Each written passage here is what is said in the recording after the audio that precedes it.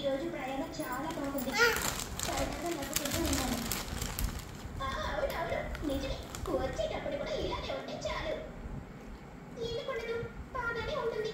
సరే, ఇక పడుకోండి. నిద్ర లేకపోతే మళ్ళీ రేపు ఇబ్బంది అవుతుంది. గుడ్డు అలా అందరూ పడుకుంటారు. అలా బాగా రాత్రి అవుతుంది. అప్పుడే ట్రైన్ అడవిలోకి వస్తుంది.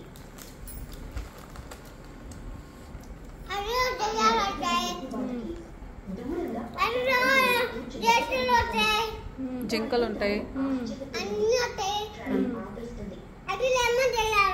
అడవిలో దయ్యాలు కూడా ఉంటాయి. ఎందుకుంటాయి? జింకలు, లేళ్ళు, పూలులు, కుందేళ్ళు, పంది, పంది, తోడేలు ఉంటుంది అడవిలో. తోడేలు, నక్క ఇప్పుడు ఏం చేయాలో నాకు అర్థం అన్నీ వస్తాయి. ఇది నా వల్ల కాదు, నేను వెళ్ళిపోతాను అని అనుకుంటుంది. అలానే ట్రైన్ దిగి పారిపోతుంది. అలా ట్రైన్ అడవిలో ఆగిపోవడంతో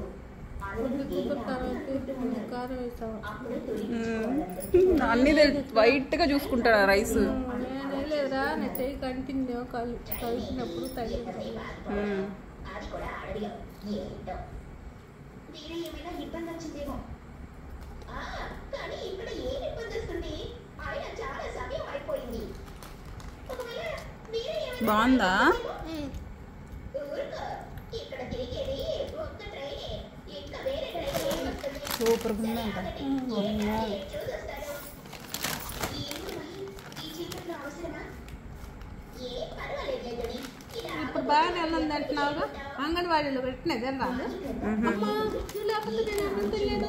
అమ్మా నేను అన్నం ఎత్తి తినాలి అంటున్నావుగా. నీ కళ్ళల్లో నేను కనపడుతున్నానా, కళ్ళజోడులో కనపడుతున్నావు అంట. కనపడుతున్నాడు ఆయనని. అది